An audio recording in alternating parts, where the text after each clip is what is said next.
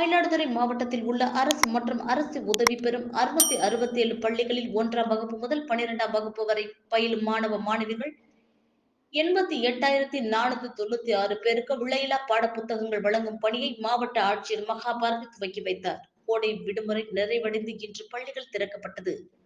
பள்ளிகள் திறக்கப்பட்ட முதல் நாளே தமிழக அரசின் சார்பில் மாணவ மாணவிகளுக்கு பள்ளி கல்வித்துறை சார்பில் விலையில்லா பாட புத்தகங்கள் வழங்கும் பணி துவங்கியது. மயிலாடுதுறை அரசினர் பெண்கள் மேல்நிலைப் பள்ளியில் நடைபெற்ற நிகழ்ச்சியில் மாவட்ட ஆட்சியர் மகாபாரதி பாட புத்தகங்களை மாணவ மாணவிகளுக்கு வழங்கினார்.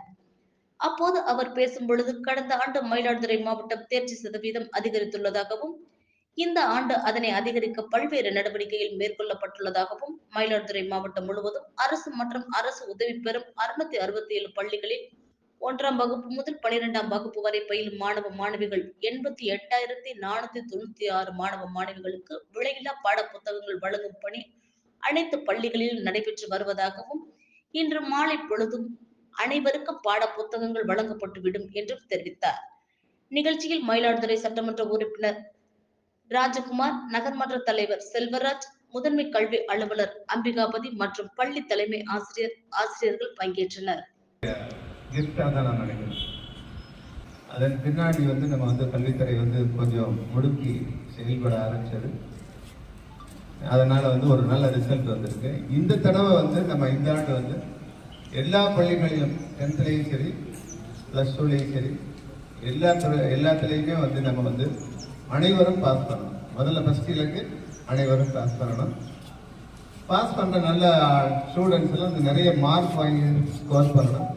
அதுக்கப்புறம் நல்ல இன்ஸ்டிடியூஷன்ஸ், IIT, அதுக்கப்புறம் மெடிக்கல் இன்ஸ்டிடியூஷன்ஸ், அண்ணா யூனிவர்சிட்டி,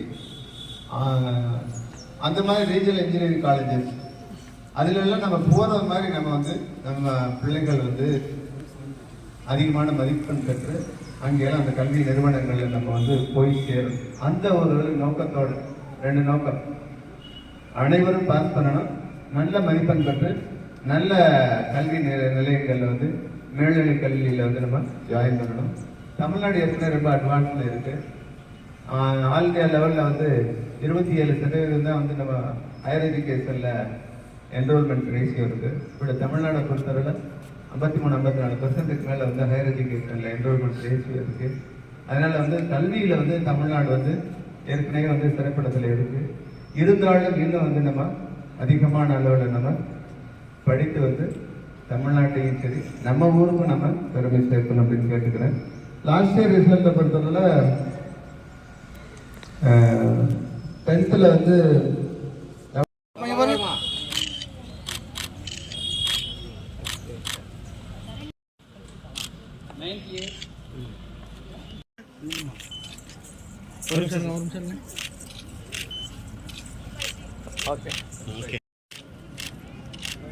ஓகே